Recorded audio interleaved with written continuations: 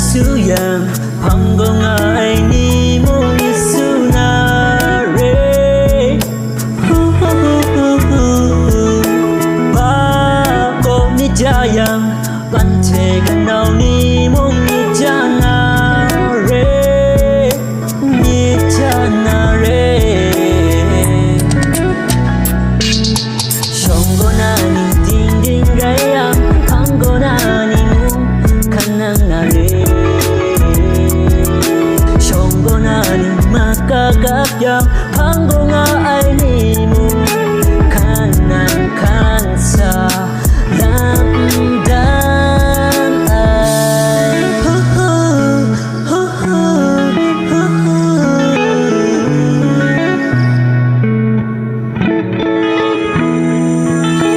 Fukam nisuyang hanggo nga ay nimo isunare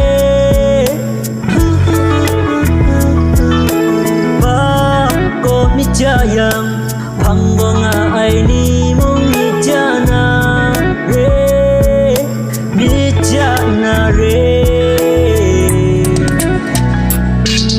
Shongo na ni ding rayang hanggo na ni mong kanang nare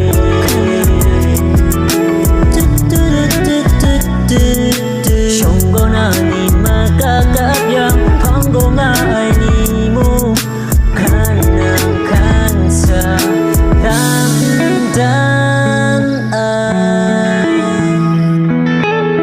Myro beat, Myro beat, Myro beat, Myro beat.